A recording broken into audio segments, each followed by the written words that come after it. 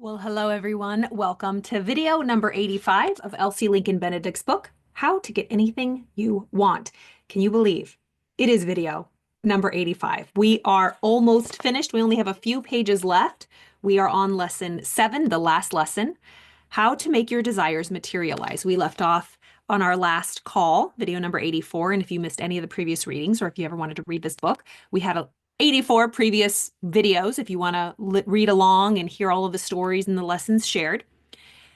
She's talking about success. She says, the richer you become, the easier it is to make money. The less you have, the more difficult to get more. It's the whole, the rich get rich, the poor get poorer. What you focus on expands. If it's the whole, to whom that has, more is given. To whom that has not, even what they do get is taken away, which seems really harsh, but she's talking about it's the law. So the richer you become, the easier it is to make money. The less you have, the more difficult to get more. Let me make sure I'm off mute this time. To him that hath shall be given, and from him that hath not shall be taken away even that which he hath.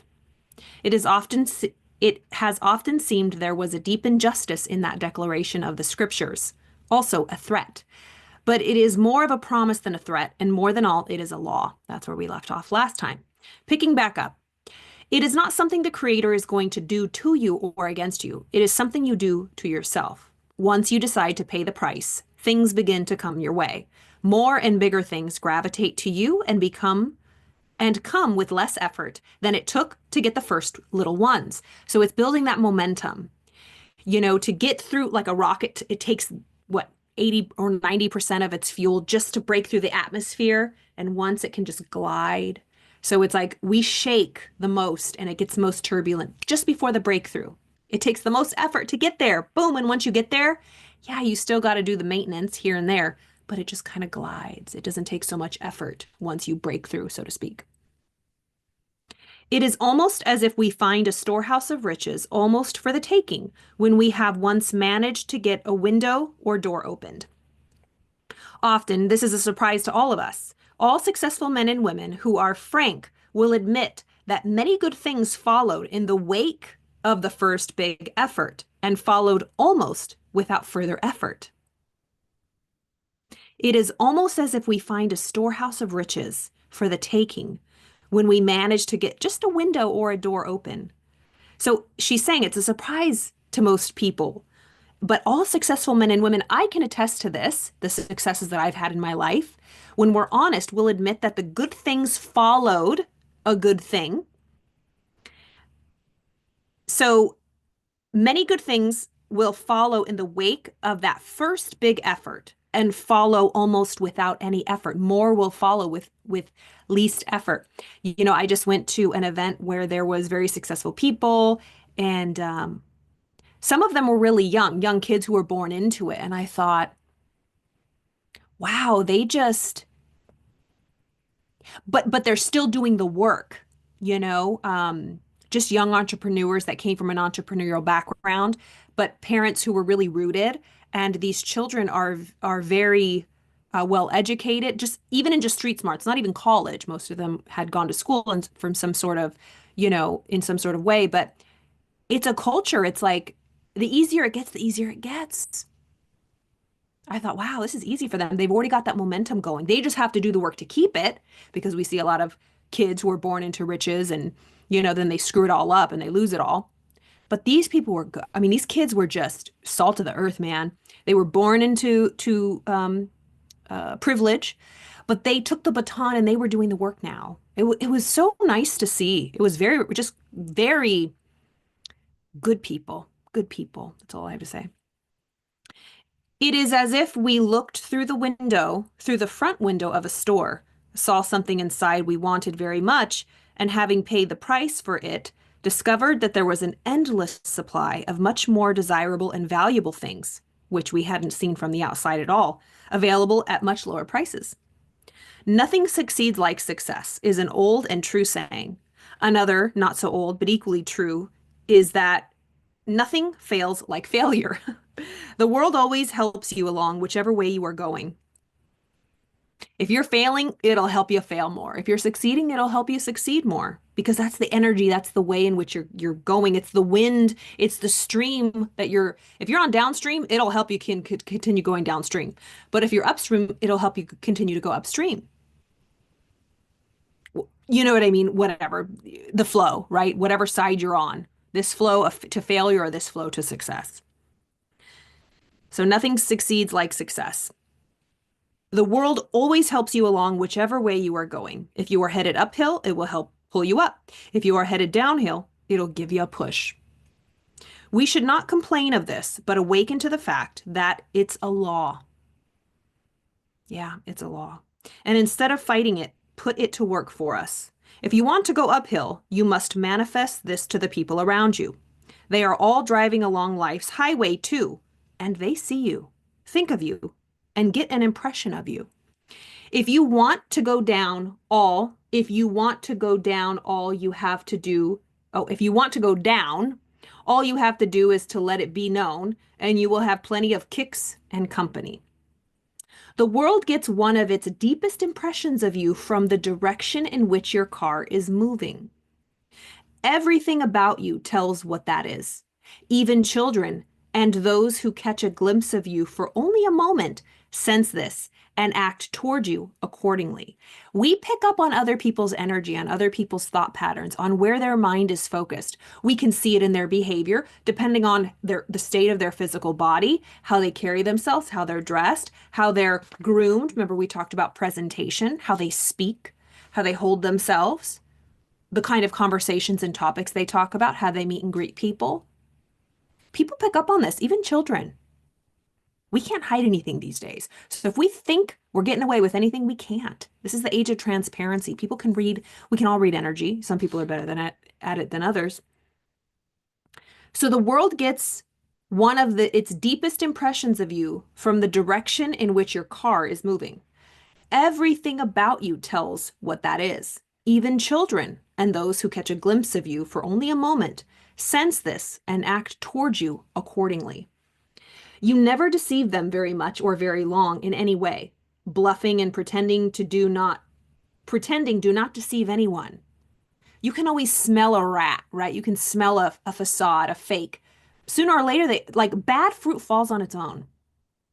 And sometimes you can get taken in to someone's web, and the consequences can be really devastating. That's why it's so important to use your intuition, your sixth sense. Even if it looks good on the outside, use your spidey sense. So even when we're faking it, we never deceive anybody for very long. Bluffing and pretending do not deceive anyone. These only make you resemble a man who tells you he is traveling north when at every corner possible, he turns south. That's like people who say, yeah, I really want to change my life. And then okay, are you available this weekend? I have a really great, personal development. Oh no, I'm going out to party. I'm going to a wine tasting. It's like, seriously? Or I really want to start this new business. Okay, did you open up a Stripe account or a PayPal? No. What are we doing? What are our actions? We say we want one thing, but what are our actions telling us? And it's really unconscious and insidious. So get around people who are succeeding, see what they're doing. We say we want one thing, but we do another. I did that in all my 20s. I said I want to be successful. I want to do so many big things. But what was I doing every night? Partying, screwing around, not focused, sleeping in. Ugh, I don't even want to go there. Ugh. But she's reformed. She's changed. Okay. All of life is a journey along the great highway. We are always coming to crossroads. We always make our own choice. We turn or go straight ahead as we choose. We choose the direction we go. We come to scores of these corners every day, and the world notes the turns we make. Wow. All of life is a journey. I love her metaphors. Every moment we have a choice. Every time there's a meal time, breakfast, lunch, or dinner, or whenever you eat, there's either this or that. When we wake up in the morning, there's either this or that. Are we going to work out? Are we going to meditate? We always have a choice. There's always a crossroads. We come to many corners every day, and the world takes note of every turn we make. It will give you plenty of time to get your destination in the north and many a lift besides. Okay, let me read that again. It will give you plenty of time to get you to your destination in the north and many a lift besides, provided at the crossroads you keep heading in that direction. In this way, it's keeping your mind focused, keeping your thoughts on what you want. Don't get distracted. Don't pay attention to all the people going south. There's more cars going south. I'm sure there are. But where are they headed?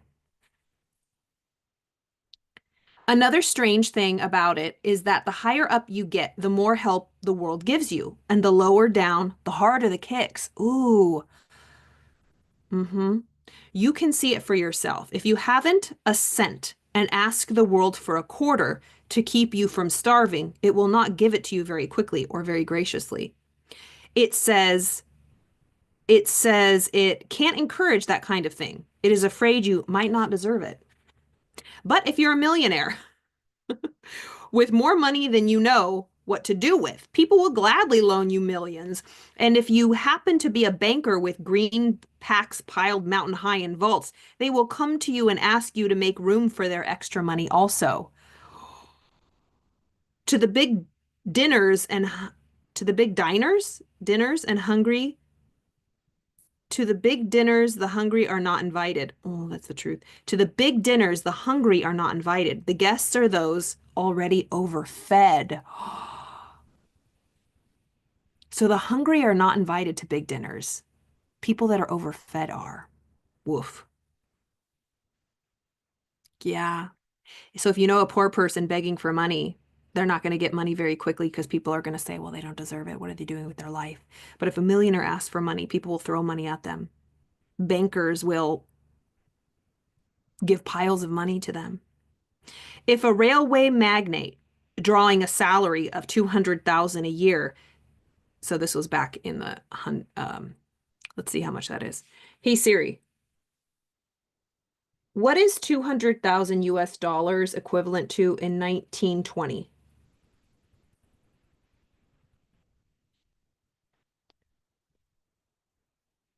Oh Lord. Why does Siri keep taking me to ChatGPT? Just Google it. What is 200,000 US dollars equivalent to in 1920?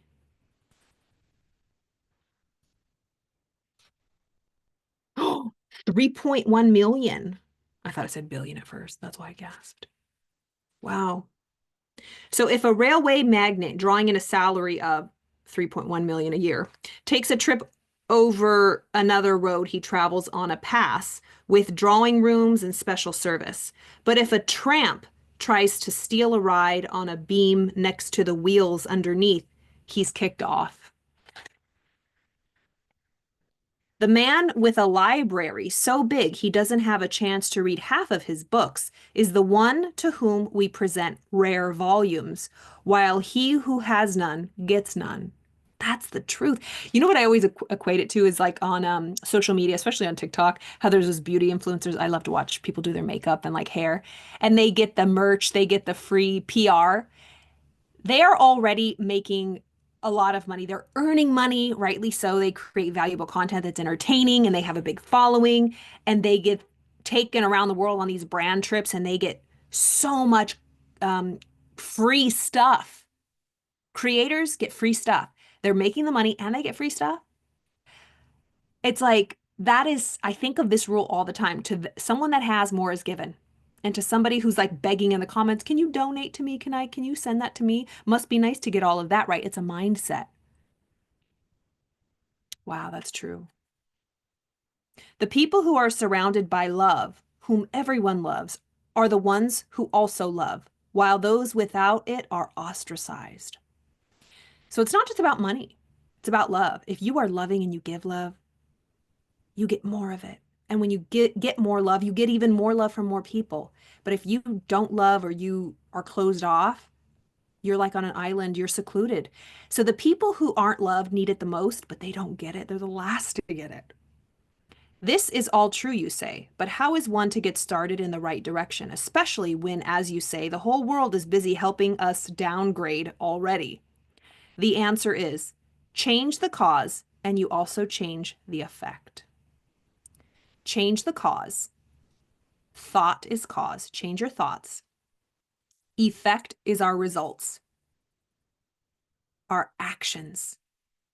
So if we change the cause, our thoughts, we change the effect, our results.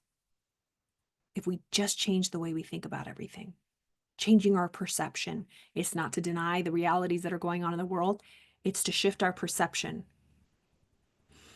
This is so powerful. So how do we get ahead? Change the cause. Change in here, and then this will follow. We'll continue with this tomorrow. I have an appointment to go to. So we left off on page 176. We will continue tomorrow. I think we just have a couple readings more, y'all. Maybe 3 more. I think we'll finish at 90-ish. I hope you are having a beautiful Monday. I can't believe it's Monday. I hope you had a great weekend. I don't know why I'm wearing this. It's so hot. It's like almost 80 degrees here. But I'm going to put my workout tank top on and cool down a little bit, go for a walk. But if you're interested in any of my offerings, all of the information is below in the description box. And there are so many new things coming, and I'm excited to connect with each and every one of you. And I appreciate you being here, your support, all of your comments. Let me know how this was for you today. What were your takeaways? Or if you have any questions, don't hesitate to reach out. And I will see you tomorrow.